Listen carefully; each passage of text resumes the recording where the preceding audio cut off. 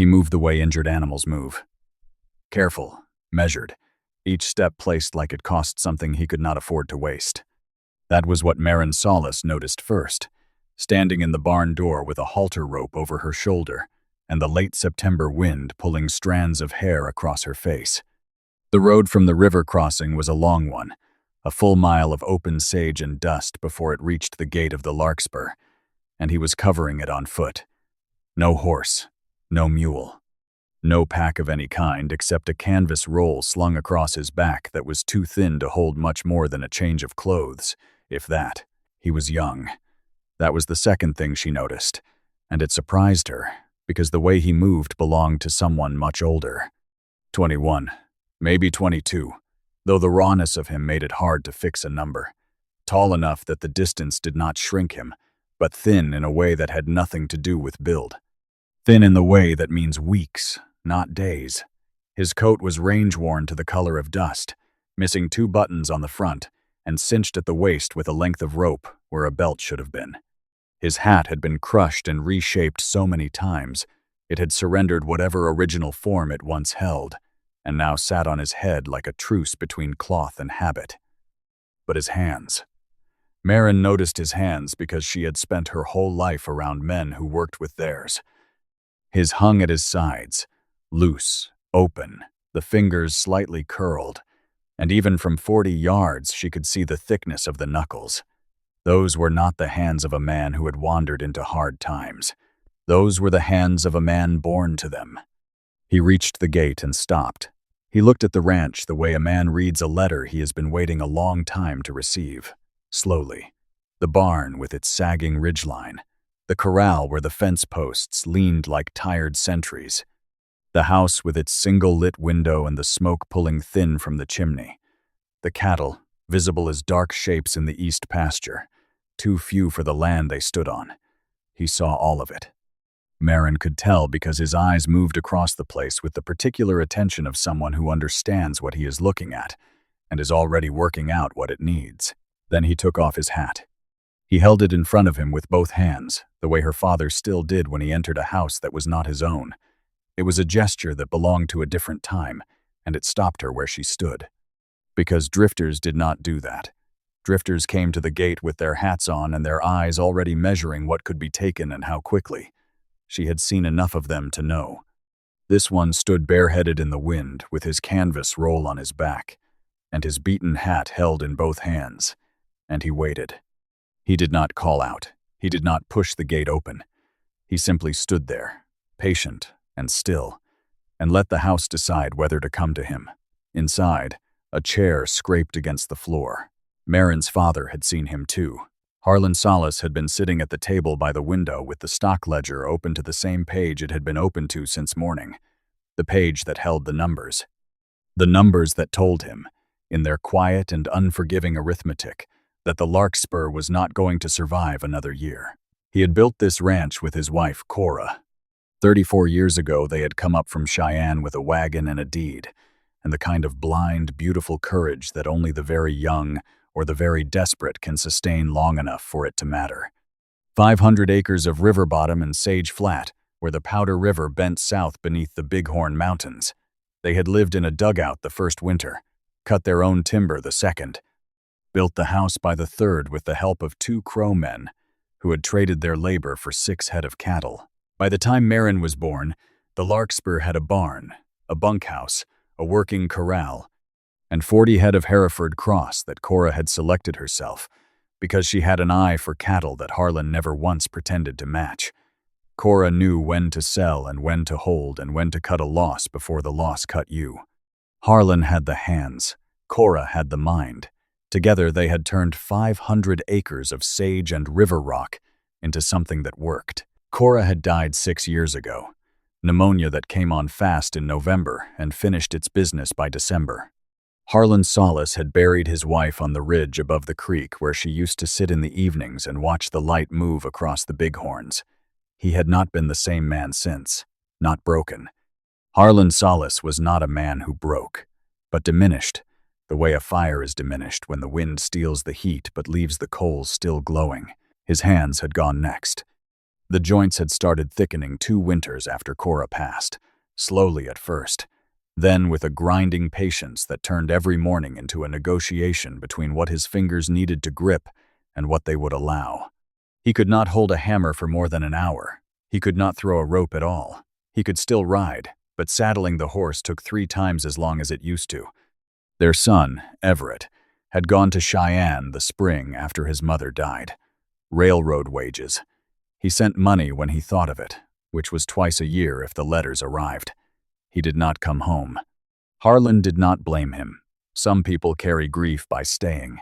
Others carry it by leaving. Neither way is wrong. It is just different weight, held in different hands. That left Marin. 23 years old and running a 500-acre cattle operation the way a person runs on a broken leg. Not because it does not hurt, but because stopping is not one of the choices. The work had sharpened her.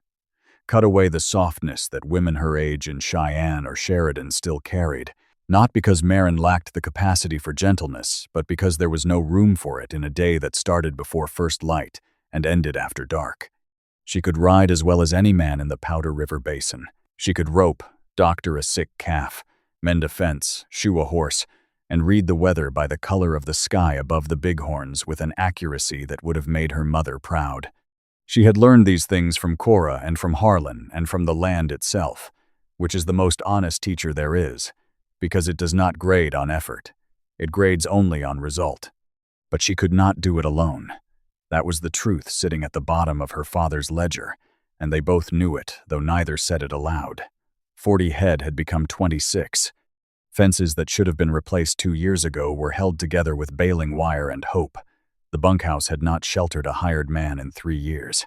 The hay barn needed a new roof before the first real snow, and the snow in the Powder River country did not wait for anyone to be ready. Marin heard the chair scrape and came in through the back door. Her father was standing at the window, looking out at the figure by the gate. "Someone at the gate," he said. Marin moved beside him and looked through the glass. "I know," she said. "I have been watching him come up the road for the last 10 minutes. What do you make of him?" She was quiet for a moment. "He took off his hat," she said. Harlan looked at her. Then he looked back at the young man standing alone at the gate, bareheaded, waiting in the wind without a sound. "Well," Harlan said softly, "that is something." Marin walked to the gate. She did not hurry. She had learned from years on this land that the way you approach a thing sets the terms of what follows. She stopped on her side of the fence.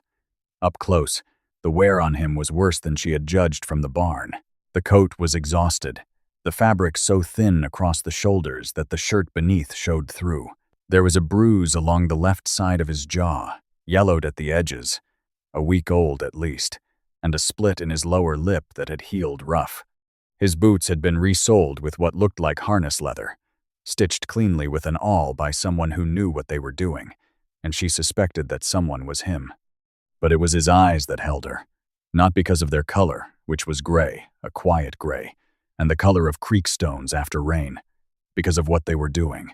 They were steady, not aggressive, not calculating, not sliding past her to measure the property behind her. Just steady, fixed on her face with an unhurried focus that said he understood the moment before words was the moment that mattered most. "Ma'am," he said. His voice was lower than she had expected. Steady, like his eyes. "I have been on the road from Sheridan. I am looking for work." Marin studied him without answering. The kind of pause she had learned from her father, who believed that silence after a man's first sentence taught you more than his second ever would. The stranger did not fill it. He let the quiet sit between them, and that, more than anything he had said, made her listen. Because men who rush to fill silence are men who are afraid of what it might reveal. "What kind of work?" she asked. "Whatever kind you need." He glanced past her with the quick cataloging sweep of a person who reads a property the way other people read a face. "Your corral posts are rotting at the base on the west side. 3 of them, maybe 4, are one hard wind from giving way. That hay barn." He nodded toward it. "The ridge beam is sagging about 8 inches off center, which means the weight has been shifting. You have got 1 winter before it folds into the loft." He looked toward the east pasture. and your herd is light for the acreage you are running, which tells me you have been selling to cover costs or losing stock you cannot replace. Either way, you are short-handed." He said it without pity, without accusation. Maren felt her jaw tighten. Not because he was wrong, because he was exactly right, and hearing it spoken by a stranger with a rope for a belt made the truth land harder than it had any right to. The screen door opened behind her. Harlan came down the porch steps slowly, favoring his right hip. But he carried himself upright, shoulders back, chin level, with the upright bearing of 6 decades spent refusing to let his body have the final say. He stopped at the bottom step and looked at the young man at the gate. Maren saw the stranger's posture shift. Not a flinch, a straightening, subtle, the automatic adjustment a person makes when the one holding authority enters the room. "Who are you?" Harlan said. "Breck Colvane, sir. I am from Lincoln, Nebraska, originally. I have been working cattle since I was 14. Working or wandering?" A pause. Then, with a directness that caught Maren off guard. "Both, sir. More of one than the other, depending on the year." Harlan's eyes moved slowly across him. The rope belt, the threadbare coat, the fading bruise. "What happened to your face?" "I was in Sheridan 3 weeks ago.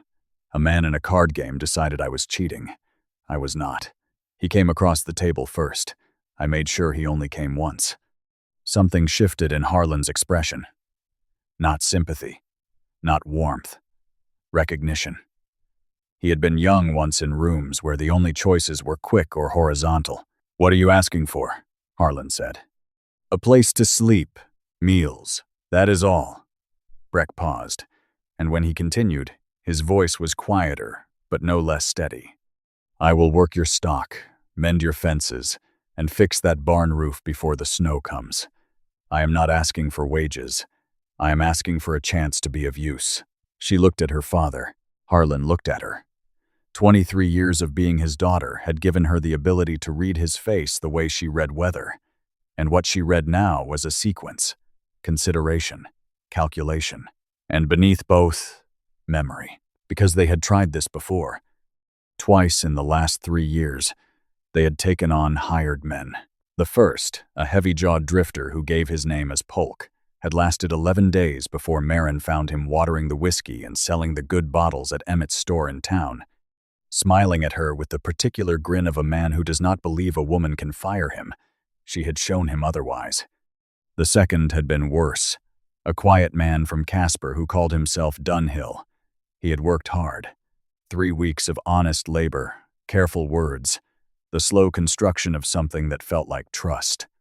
And then one morning Maren had woken to find the bunkhouse empty, the man gone, and with him the silver-backed brush set that had belonged to her mother.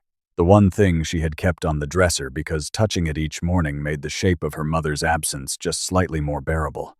She had not cried. She had walked to the barn, saddled her horse, and ridden the east pasture alone for 3 hours in the cold, because the alternative was to feel the full weight of what had been taken where anyone could see.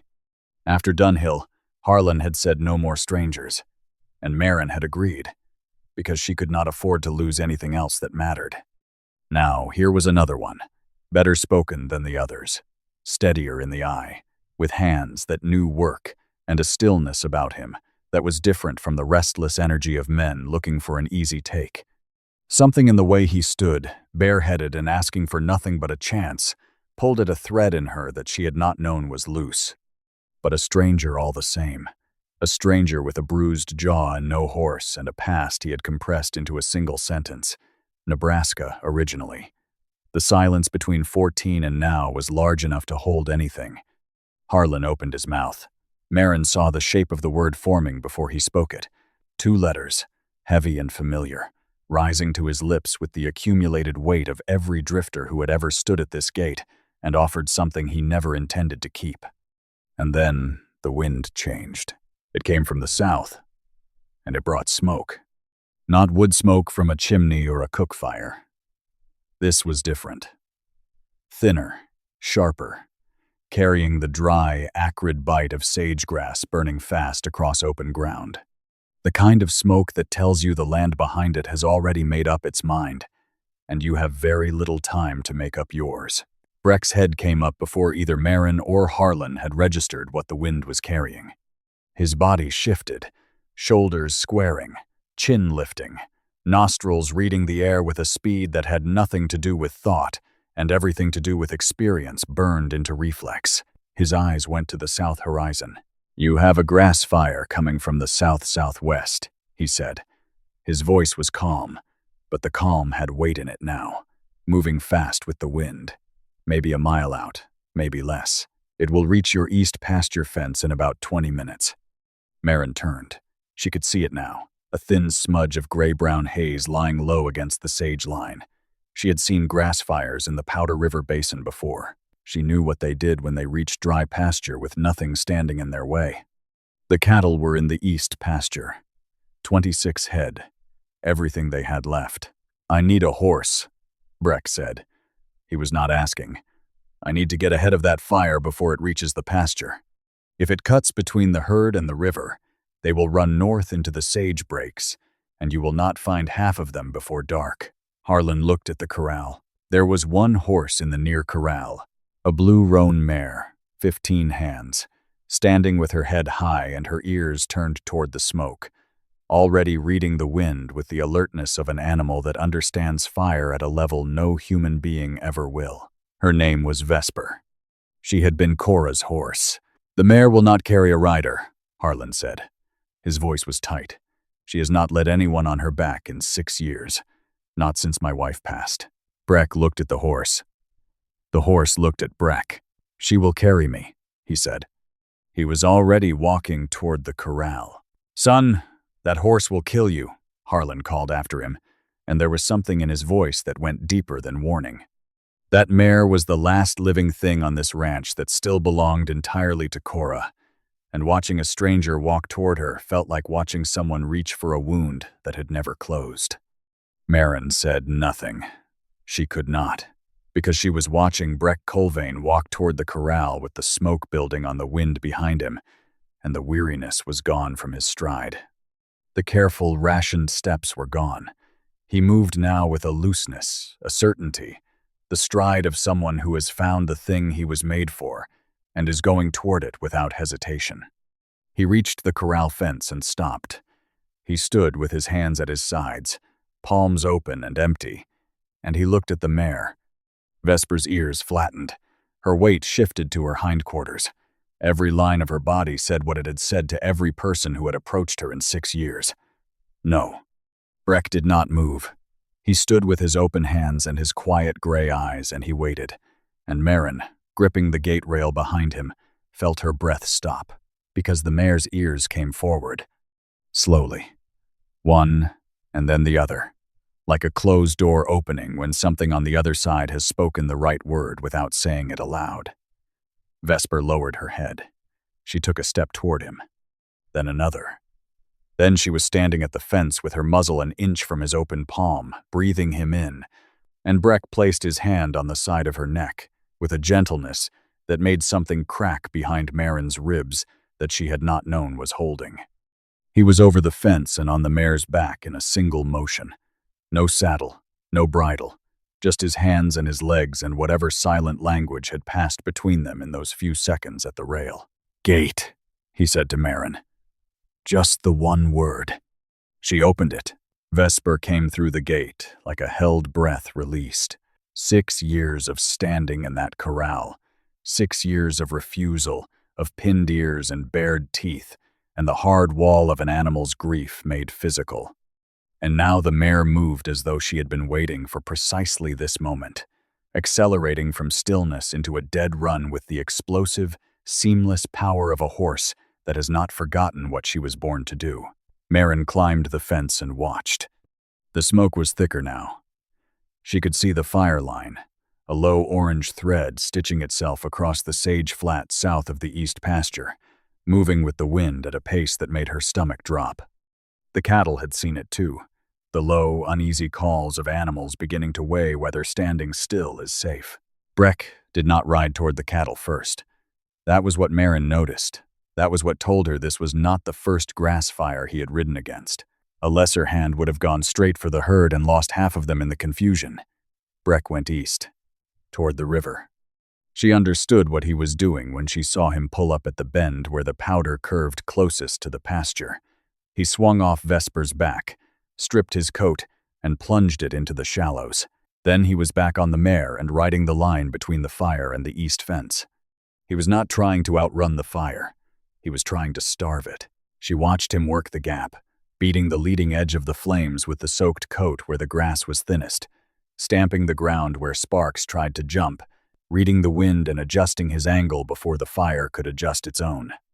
Finding the places where it was weakest, taking those away one by one, and bending its path east toward the river where the wet ground and bare rock would finish what his hands had started. And while he worked the fire line, something happened that Maren would remember for the rest of her life. Vesper worked the cattle, without a command, without a shift of Breck's weight to direct her. The mare turned from the fire when each section was beaten back and moved toward the herd on her own, pushing the cattle north toward the gate.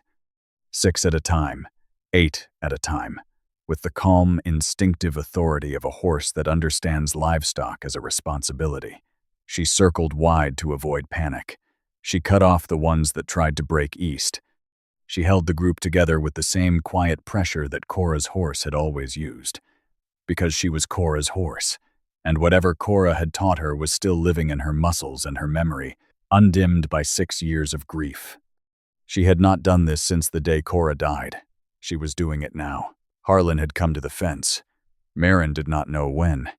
She only knew that at some point her father had appeared beside her and was gripping the top rail with his swollen hands, and he was watching Vesper move the cattle with the grace of a horse that has remembered who she is. And he was weeping. Without sound, without shame. Maren put her hand on his arm and neither of them spoke, because there was nothing in the language they shared that could hold the shape of what they were seeing. 22 minutes. In 22 minutes, Breck Colvane broke the leading arm of a grass fire that could have taken the east pasture, the hay barn, and every head of stock they had left. He moved all 26 cattle through the north gate without losing a single animal, and he did it bareback on a horse that had refused every human touch since the woman who loved her was laid in the ground on the ridge above the creek. He rode Vesper back to where they stood. The mare was dark with sweat and breathing hard, but her ears were forward and her head was easy. Breck slid from her back. His coat was scorched black across one sleeve and his face was streaked with soot, and there was a burn across the back of his right hand, where the fire had bitten deeper than the wet cloth could stop, and he was not going to mention it. He looked at Harlan. He looked at Maren. "The fire is going to burn itself out at the river," he said. "But your south fence is gone in 2 places, and there is dry grass on the west side that could catch if the wind shifts overnight. Somebody should watch it until morning." He paused. "I can do that," he said, "if you will let me stay." The silence that followed was full. Harlan looked at Maren. She saw the war behind his eyes, the memory of Polk and Dunhill, and every promise this gate had received and watched walk away. But she also saw the tears still drying on his weathered face, and she saw him look at Vesper, standing beside this stranger with her muzzle resting against his shoulder as though it had found the place it had been searching for, and she saw the exact moment the refusal died in her father's mouth, and something older took its place. "The bunkhouse is on the far side of the barn," Harlan said. His voice was rough. "There is a cot, a stove, and a wool blanket. I cannot promise the blanket is fit for much." Breck nodded. "I have slept in worse, sir." "We eat supper at 6, Maren said. The words came out before she had decided to speak them. She heard her mother's voice in her own. "We do not wait for anyone." "Yes, ma'am." She watched him lead Vesper back to the corral, check the mare's hooves one by one, run his hands down her legs, feeling for heat or swelling. He found a small cut on the left foreleg. She watched him tear a strip from his already ruined shirt, soak it, and clean the wound with the careful attention of a person who understands that you take care of what carried you before you take care of yourself. Vesper stood still for all of it. She stood with her head low and her eyes half closed and let him tend to her, and the sight of it was so close to watching Cora in the evenings after a long day that Maren had to turn away before her face said something she was not ready to say. Harlan fell into step beside her, slower, leaning on his bad hip. "That horse," he said, and did not finish. "I know," Marin said. He did not tell her what he was thinking. He did not need to. Neither did she. In the weeks that followed, Breck Colvane became part of the larkspur the way water becomes part of the ground it falls on. Not in a rush. Not with any single moment you could name. Just a slow, daily settling into the rhythm of the place, until one morning Marin realized she could not remember what the ranch had sounded like before his footsteps were in it. He started with the barn roof. 3 days in early October, up before light and on the ridge beam by the time the sun cleared the bighorns, working in focused silence. He had found the timber himself, cutting straight lengths of lodgepole pine from the stand along the North Creek and hauling them back on Vesper, who carried the logs with the patient resignation of a horse that has decided this particular human is worth tolerating, even when his requests are unreasonable. He stripped, notched, and set each beam with the precision of someone who has learned carpentry from necessity, which produces a different craftsman altogether. The kind who does not know the names of the joints he is cutting but knows how to make them hold through snow load and wind and years. He rebuilt the corral next. Every rotting post pulled and replaced with new-cut pine set deep in packed gravel. The wire restrung with tension that meant it would hum in a high wind instead of sag. Then the south fence, then the east line. He walked the entire perimeter over the course of a week, carrying wire and a fencing tool and a canteen, and he came back each evening with a report that was precise without being showy. 16 posts replaced on the south quarter. East line is solid except near the river bend where the cattle have been leaning across. I raised it 8 inches and braced it with river stone. He said these things at supper, which was at 6, and he was never late. He sat across from Marin and beside Harlan at the table where Cora's chair stood empty at the 4th place, and he ate whatever was set in front of him with the unhurried gratitude of a man who remembers clearly what it is to go without. He waited until Marin had served herself before he picked up his fork. Small things. The kind Marin noticed completely, because she had spent 3 years cataloging their absence in the men who had sat in that chair before him. He asked questions, not idle ones. He asked where the water ran heaviest in the spring melt. He asked which sections of the east pasture held their grass through August and which thinned by July. He asked about Cora's breeding choices, which crosses she had favored and why. And when Harlan answered, Marin saw something in her father's face that she had not seen in a very long time. Engagement. Not merely answering, but wanting to answer, because the questions were those of a man not passing through a place but learning it, building a map inside his mind the way you learn a person, slowly, by paying attention. Harlan talked more at supper now. Every evening a little more. Breck Colvane was honest. Marin had her mother's instinct for dishonesty, and he carried none of it. He never studied the house when he thought no one was looking. He never handled things that were not his. He treated the larkspur with a respect that lived in his behavior, not in performance. Closing gates behind him, scraping his boots before the porch, asking before he moved as much as a feed bucket. It was something else that unsettled her. The way he never spoke about where he had come from, not with evasion, not with the sharp deflections of a man concealing something criminal. More the way a person avoids pressing a burn that has not healed. Lincoln, Nebraska. Working cattle since I was 14. 7 years compressed into 2 sentences, and the silence between them was deep enough to hold anything. And there was one more thing. There was the way he looked at her when he thought she was not watching. She had caught it 3 times. Once across the corral while she was brushing down her father's gelding. Once through the kitchen window while she was washing the supper plates, his reflection in the dark glass, a ghost standing still in the yard. Once at the fence line when she had ridden out to check his work and found him standing at a post with the wire cutters idle in his hand, watching her come across the flat with an expression that was gone before she was close enough to read it. What she had seen was not the look of a man measuring what he could take. It was more careful than that, more uncertain. The look of a man at the edge of something he wanted and was afraid to want, because wanting things had cost him before, and he was not sure he could afford it again. She told herself not to think about what that meant. There was too much work, and the winter was coming. But she thought about it anyway. Late at night, in the dark, in the room that had been hers since she was born, she lay awake and thought about gray eyes and steady hands, and a man who took his hat off before he spoke. And she did not know what to do with any of it.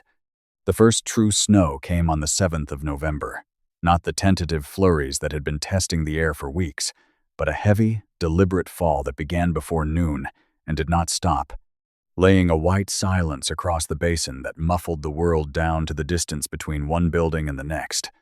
By evening, the drifts were knee-deep against the barn doors, and the temperature had dropped to cold that made the nails in the walls crack and the logs in the fireplace pop like gunshots. Harlan's hands were bad. The cold drove the swelling deeper into the joints until his fingers curled inward, and he could not straighten them without pain. He could not hide. He had gone to bed early, moving slowly down the hall with the careful gait of a man who refuses to let his body diminish him in the presence of others. That left Breck and Marin at the table with the fire going and the snow pressing against the windows, and a silence that only exists inside a house surrounded by winter. Marin was mending a bridle. Breck was working a whetstone along a fencing blade, the slow, rhythmic scrape of metal on stone filling the room with something that was almost like conversation but required nothing of either of them. She had not planned to ask. But the question had been living inside her for weeks, growing heavier with each evening of careful talk and uncrossed boundaries. And tonight, with the snow and the fire, and the absence of her father's watchful presence, it came out before she could stop it. What happened in Nebraska, Breck? The whetstone stopped. His hands went still on the blade, and for a long moment, the only sound was the fire and the wind, and the slow tick of cold in the walls. Then he set the tool down. "My mother died when I was 12, he said. His voice was quiet, in the way a voice gets when it is approaching something it has not spoken aloud in a very long time. She was the one who knew the land. My father tried after she was gone, but the trying came out of a bottle more often than not, and by the time I was 14, I was doing the work for both of us." He paused, looked at the fire. "He died when I was 16. Fell from a horse on a night when he had no business being in the saddle. Left me with 160 acres and 30 head, and a sister who was 11 years old." Marin's hands stopped on the leather. "A sister. Her name is Britta," Breck said. "And she was the brightest thing in that house. Smarter than me. Smarter than both our parents together. She could read before she was 5. She used to sit on the fence and name every calf in the herd and keep a tally in a little book she had sewn from flour sacking and thread." When he spoke again, his voice had changed. Not broken, just thinner, as though the words were being drawn from a place that had very little left to give. "I tried to hold it. 2 years I tried. But I was 18 and I did not know enough. And the drought came in the summer of 78, and the well went shallow, and half the herd died before September. I borrowed against the deed to buy feed for what was left. The feed kept them alive through the winter. The debt took the land in the spring." He looked at his hands. "Britta went to live with our mother's sister in Omaha," he said. "She cried when I put her on the coach. She held onto my sleeve and asked me when I was coming to get her, and I told her soon. I said soon, because I could not bring myself to say what was true, which was that I did not know, that I had lost everything our mother built, and I did not know how to become the kind of man who could get it back." The fire moved in the grate. The snow tapped softly against the glass. "That was 3 years ago," he said. "I send money when I have it. I write when I can find paper in a post office, but I have not seen her. And every day I do not see her is a day she is wondering whether her brother meant what he said." He stopped. The silence was full, the way a room is full when something carried alone for too long is finally set down in front of someone else. Marin put the bridle on the table. She did not look at him directly, because looking at him right now would be too much. For him and for her. She was quiet for a long time. Then she said, "You did not lose everything, Breck." He looked at her. "You lost the land," she said. "That is true, but Britta is alive, and she has a brother who crossed 2 territories on foot with nothing but a canvas roll and a pair of resoled boots. And every ranch you have worked and every mile you have walked has been turning you into the person who can go back and get her." She paused. That is not failure. That is the long way around to keeping a promise. Breck did not speak. His jaw tightened, and his eyes went bright in the firelight. And he did not look away from her, and she did not look away from him, and the distance between them across the table was very small and very large at the same time. Then he nodded. Once. Slowly, she picked up the bridle. He picked up the whetstone. And neither of them said anything else for a long time, and the silence between them was different now. Not careful circling. Something warmer. Something with weight.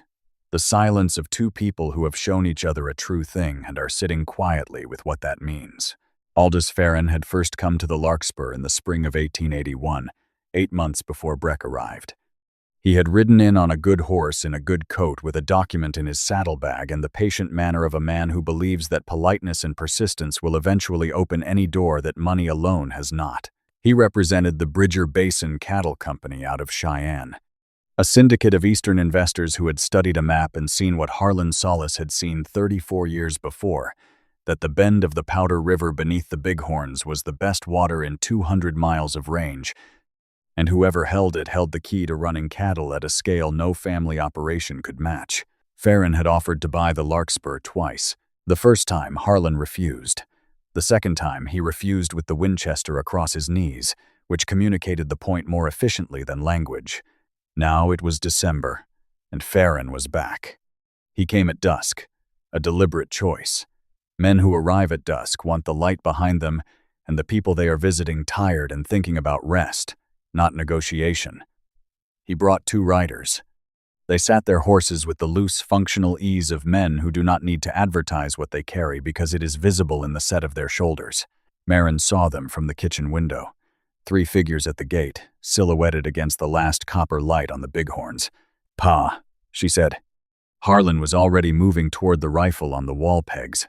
"Wait," she said. "Let me get Breck." She crossed to the bunkhouse. The door was ajar. Breck was sitting on the cot, mending a buckle strap by the stove light. Vesper was visible through the small window, standing at the corral rail as close to the bunkhouse wall as she could get, which was where the mare stationed herself every evening now, as though proximity to Breck had become something she required. 3 riders at the gate, Marin said. The one in front is Aldous Farron. He runs the Bridger Basin Syndicate out of Cheyenne. He has been trying to buy this ranch for a year. Breck set down the harness. His expression stayed level, but something behind his eyes shifted. What has he offered? More than the place is worth on paper, that is not the point. My father will not sell, and Farron will not stop asking. Then he asked a question Marin had not anticipated, and it told her more about him than anything he had said in 3 months. What does Farron actually want? The land or the water? The water, she said. The river access. Whoever holds the bend controls summer grazing for 50 miles of open range. Breck nodded. He stood, pulled on his coat, and walked out of the bunkhouse. He walked to the gate without hurrying, without reaching for anything. He stopped at the fence. The wind was coming off the mountains, and it moved through the dark between him and the 3 horsemen. "Evening," Breck said. Farron looked down at him from the saddle. He was a tall man, narrow through the shoulders but solid, with a trimmed beard going gray and the carefully arranged expression of someone who keeps his intentions behind his teeth. His coat was clean. His gloves were new. His horse was finer than anything on the Larkspur, and he knew it. "I am here to speak with Harlan Solis," Farron said. "Mr. Solis is not receiving visitors this evening. I handle operations here. You can speak with me." Farron's eyes moved to the house, then back. "And you are?" "Breck Colvane. I have been managing this ranch since September. If you have business with the Larkspur, you have business with me." "I have a proposal for Mr. Solis," Farron said. His tone was measured, patient, the measured patience of someone who has learned that persistence can wear down things that force cannot. "The Bridger Basin Company is prepared to offer a generous price, including provisions for Mr. Solis to retain a life tenancy. It is more than fair, given the current condition of the operation." He let that last word settle. "Operation. The Larkspur is not for sale," Breck said. "Son, I think that decision belongs to Mr. Solis. Mr. Solis has made it. Twice. And his answer has not changed. What has changed is that you now come through me to ask a third time, and I am telling you it remains the same. Something tightened at Farron's mouth. One rider moved his hand to his thigh in a gesture that was casual and deliberate at the same time. Breck did not look at the rider. He looked at Farron. Let me tell you what I know, Mr. Farron. What you want is the river access. The land is secondary. And under the territorial water statutes of 1877, riparian rights attach to the property, not the person. If you buy the larkspur, you buy the water. If you cannot buy it, your only option is an appropriation claim, and you cannot file for appropriation on water already in beneficial use by a prior holder. He paused. I have spent 3 months making sure every drop of water on larkspur land is in documented beneficial use. Every trough filled, every stock tank active, every irrigation channel running. There is nothing available for appropriation. Not this season, and not the next. The silence that followed was long. Farron studied him. What lived in his eyes now was not anger but recalculation. The focused reassessment of a man who has discovered the obstacle before him is considerably more substantial than the frayed coat suggested. You have done your reading, Farron said. I have done more than reading, Breck said. I have done the work. Farron gathered his reins. This is not finished, Mr. Colvane. I expect not, Breck said. When you come back, come in daylight and come alone. I will make coffee, and we will talk like reasonable men. But if you bring those 2 gentlemen again, the conversation will be shorter. That is not a threat. It is how Mr. Solis and I prefer to do business. Farron looked toward the house. Harlan was at the window. The rifle was not visible, but its possibility was. The 3 riders turned and went back down the road. The sound of hooves on frozen ground faded into the dark. Breck stood at the gate until the silence was complete. Then he turned. Marin was standing on the porch. She had been there the whole time, watching him face 3 men in the dark with nothing but his voice and his knowledge and his absolute refusal to give ground. And during those minutes, something had settled in her chest that she could now feel as clearly as she felt the cold on her face. It was certainty, not the kind that comes from understanding something new, the kind that comes from finally admitting a thing that has been true for longer than you were willing to acknowledge. That night, Harlan Solis did something he had not done in 6 years. He went to the back of the pantry, past the flour and the salt and the canned goods, to the high shelf that required reaching, and reaching cost his hands dearly. He brought down a jar, a quart mason jar sealed with wax. Inside, the liquid was the color of late October light, Cora's apple brandy. She had made it every autumn from the 6 trees she had planted in their 3rd year on the larkspur. Trees she had carried as saplings from Cheyenne in the wagon bed, wrapped in burlap and watered from her own cup, because she believed a place without fruit trees was merely somewhere people slept. This was the last jar, the very last of anything Cora Solis had made with her hands. He broke the seal and poured 2 measures into tin cups and pushed one across the table to Breck. Breck looked at the cup, then at Harlan. He did not know what was in it, but he understood what it meant. Sit down, Harlan said. Breck sat. I have been thinking, Harlan said. Since September, since the fire. Since the night Farron rode up here and you walked out to that fence and spoke to him in a language he was not expecting from a young man with a rope holding up his trousers. Something moved in his face, not quite a smile, but close. This ranch is dying, Harlan said. I have known it for 2 years. Marin has known it longer. She does not say it because she thinks saying it will break something in me, and she may be right. But a thing being painful does not make it less true. He looked at Breck. I cannot work this land anymore. Marin cannot do it alone, and she has come closer than any person I have ever known, including her mother. We do not need a hired hand. We have had hired hands and they stole from us and lied to us and left in the night. We need someone who will stay. He turned the cup in his stiff fingers. I have a lawyer in Sheridan. I want to draw up a partnership. Half the larkspur, not wages, not a handshake. Half the operation. Your name on the deed beside mine and Marin's. Full rights to work the land and make decisions as though it were your own. He paused. Because it would be. Breck did not speak. His hands were flat on the table, and there was a stillness in him deeper than his usual quietness. The stillness of a man hearing something he has wanted to hear for so long he had stopped believing anyone would say it. "Why?" Breck said. The word was barely a breath. "Because you are good," Harlan said. "Because you know this land after 3 months the way most men would not know it in 3 years. Because you used the law to protect us when I would have used the rifle, and the law will outlast anything this rifle could do." His voice roughened. "And because my wife planted 6 apple trees in her 3rd year here, she carried them from Cheyenne in the back of a wagon and watered them from her own cup. She said a home is not a home until you put something in the ground that will outlive you." He looked at Breck. "I think you understand that. I think you are someone who would plant trees." Breck's eyes were bright.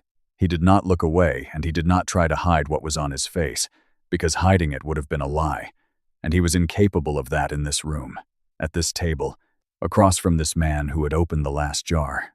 "I will earn it," he said. "You already have," Harlan said. "That is why I am asking." The brandy was warm and sharp and tasted like autumn in a place that had been loved beyond measure, and they drank it in silence, and the fire moved in the grate. Harlan finished his cup. He placed both hands on the table and pushed himself upright. "I am going to bed," he said. He looked at Breck. "Welcome to the Larkspur, son." He moved down the hall. The door closed. The house settled into silence. Breck sat with the empty cup and the taste of apple brandy and a feeling in his chest he had no name for. The opposite of drifting. Not burden. Anchor. He stood and walked outside. The cold hit immediately. Sharp and clean. The snow had stopped. The stars were out the way they only come out in high country. Bright and close and so numerous that the darkness between them seemed like the exception. Marin was sitting on the porch step. Her coat was pulled tight and her breath made small clouds in the starlight, and she was looking out at the dark shapes of the barn and the corral and the cattle standing quiet in the north pasture. She did not look up when the door opened. Breck sat down beside her. Not close, not far. The precise distance of 2 people acutely aware of each other, who have made that distance a conscious choice. They sat without speaking. "Your father just offered me half the Larkspur," Breck said. "I know," Marin said. "It was my idea." He looked at her. She did not look back. She was watching the mountains, the high white peaks catching starlight, and her face in profile was sharp and strong and tired and beautiful. And Breck felt something shift inside him that he had been holding very still for a very long time. "You should not be sitting out here alone at this hour," he said, which was not the thing he wanted to say. It was what came out instead, the way a man reaches for the safe sentence when the true one feels too large for his mouth. Marin almost smiled. "I have been out here alone at every hour for 2 years," she said. "I believe I can manage 1 more evening." He was quiet. The stars moved above the ridge. Then he spoke, and there was something in his voice she had not heard until now. Something unguarded. "You have been carrying this place on your back since your mother died," he said. "You have done it without help and without rest and without anyone telling you that what you are doing is extraordinary, because there was no one here to say it." He stopped. Started again. "You deserve someone who sees what this costs you, someone who understands what it takes to hold a thing together when everything around it is trying to come apart, and treasures you for it." He looked at the mountains because he could not look at her. "Some cowboy is going to treasure you someday, Marin. I hope he knows how lucky he is when he finds you." The silence that followed was very long. She turned her head. He could feel her gaze, but kept his eyes on the ridgeline because looking back would mean crossing the line he had drawn for himself the first week. The line between gratitude and something more. Between a man who has earned a place at the table and a man who wants more than that and is terrified the wanting will cost him everything he has just been given. "I wanted it to be you," she said. Her voice was barely above a whisper. She was looking at her hands, clasped in her lap. Her face turned half away in the way a person turns when they have said something true and are not yet certain whether the truth will be safe. Breck went very still. "Marin," he said. She shook her head slightly. "Do not say anything you do not mean," she said. "I have had enough of people who say things they never intend to keep. If you are going to speak, speak true, or do not speak at all." He turned toward her. He reached across the small, enormous distance between them and took her hand. Her fingers were cold. His were rough and scarred, and they closed around hers with the same gentleness he had used when he first placed his hand on Vesper's neck that September afternoon. The gentleness of a man who understands that the most precious things are often the ones that have been hurt before and must be touched accordingly. "I mean it," he said. She looked at him. Her eyes were wet and steady, the Solace steadiness, her mother's iron and her father's patience, the steadiness that does not turn from a true thing even when the true thing is terrifying. She did not pull her hand away. Above them, the stars turned over the bighorns, and the wind moved through the sage, and the ranch lay quiet and whole beneath the winter sky.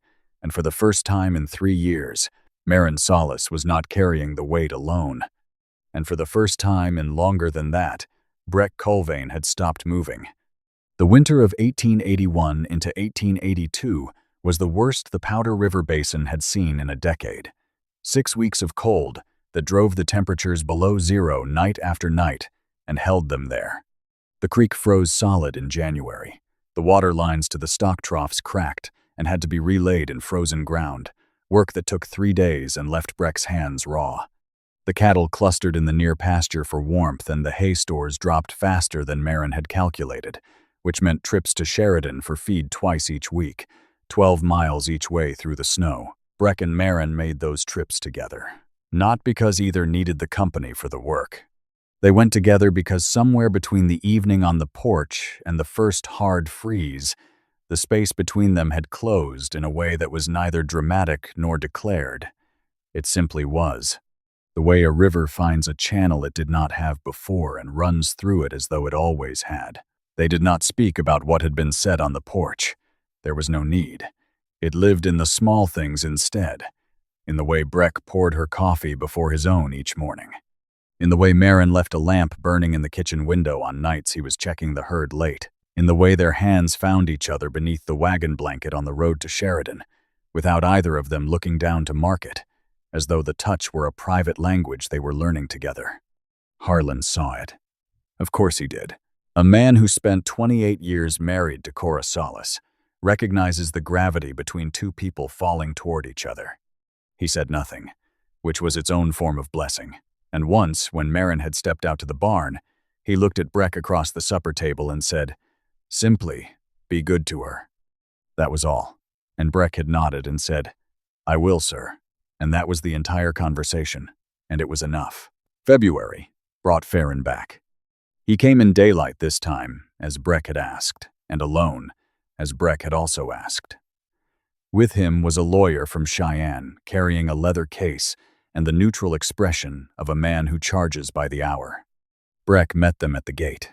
Marin watched from the barn door. Harlan was on the porch with the Winchester across his knees. "Mr. Farron," Breck said. "Mr. Colvane, I have a substantially improved offer." "Breck, let him finish." Then he spoke. "The Larkspur is registered with the territorial clerk as a partnership under the names Harlan Solace, Marin Solace, and Breck Colvane. The deed is filed.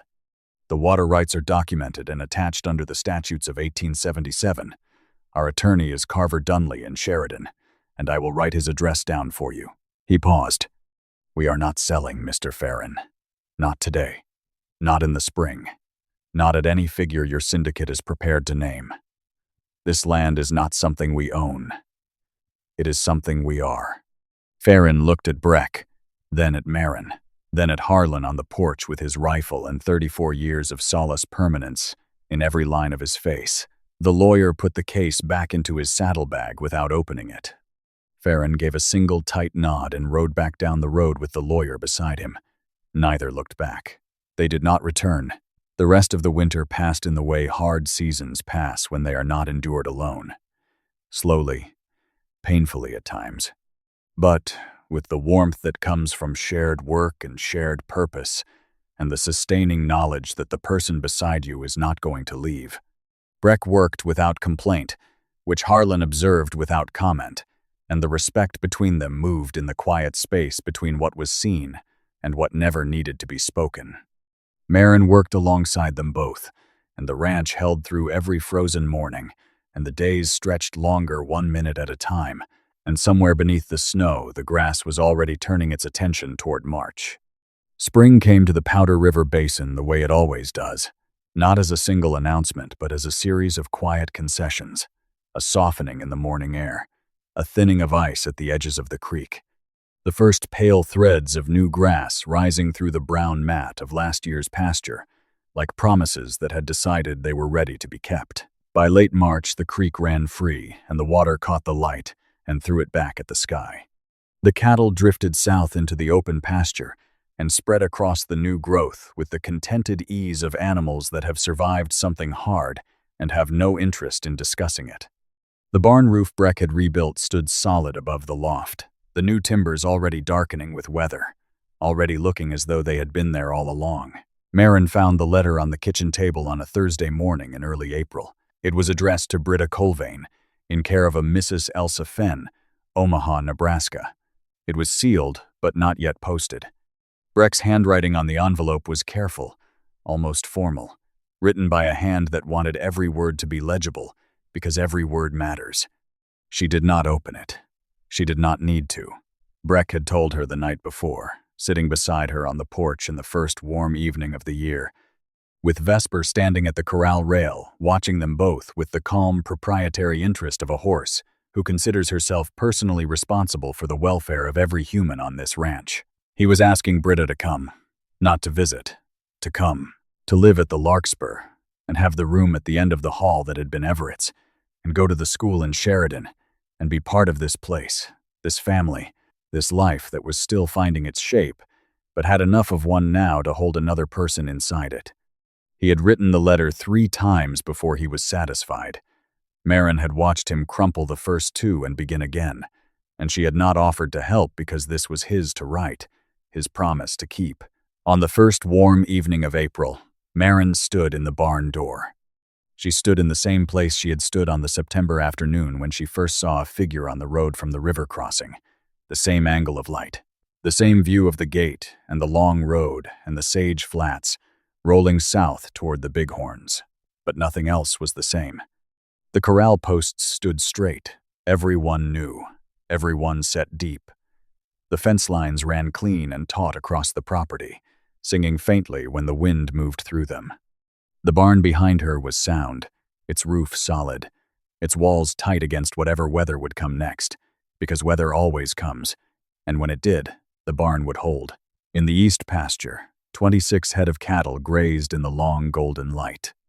Among them moved Vesper, who had taken to walking the herd's perimeter in the evenings of her own choosing, circling the cattle with the unhurried authority of an animal that has decided retirement was premature. Breck was at the south fence. She could see him from here, a figure against the late sky, checking a post, running his hand along the wire with the attention of a man who belongs to a place and knows it, and intends to be worthy of it, for as long as the land will have him. Harlan came to stand beside her. He moved slowly, leaning on the ashwood cane Breck had carved for him in January, shaped and sanded smooth to fit the swollen curve of his grip. He watched Breck in the distance. The late sun stretched long shadows across the flat. The mountains held their snow on the high peaks, and the sky above them was the deep, aching blue of a Wyoming April. "Your mother used to say that land is just dirt until somebody loves it," Harlan said. "Then it becomes soil, ground, a place where things can grow." He paused. She was not only talking about land. Maren looked at him. He was watching the mountains with an expression that was part grief and part gratitude, and part something she had no word for. An expression that belonged to someone who has lived long enough to see the worst and the best happen in the same place, and has learned that a place can hold both without breaking. "She was right about most things," Maren said. "She was right about all of them," Harlan said quietly. "I just did not always know it at the time." They stood together in the barn door, father and daughter, watching the man at the fence and the horse in the pasture, and the light pouring slow and golden over 500 acres of land that had almost been lost and had held, and the evening settled around them with the weight of something that has finally found its rest. Maren thought about a September afternoon, a figure on the road, Resoled boots and a rope for a belt and a canvas roll that held next to nothing. A man who had taken off his hat before he spoke and stood at the gate without opening it and waited for the house to decide. She had opened the gate. She had not known then what she was opening. You never do. You only see it clearly afterward, looking back across the distance between who you were and who you became, and you recognize the moment for what it was. Not just an arrival, a beginning, the kind you only get once, if you are lucky, if you are brave enough to let it in when it comes wearing a rope belt and carrying nothing but steady hands and a willingness to stay. The light moved across the sage. Vesper called softly from the pasture. Somewhere inside the house, a letter lay on the table, sealed and addressed, waiting to carry a brother's promise across 600 miles to a girl who had spent 3 years wondering whether the word soon meant anything at all. It did now.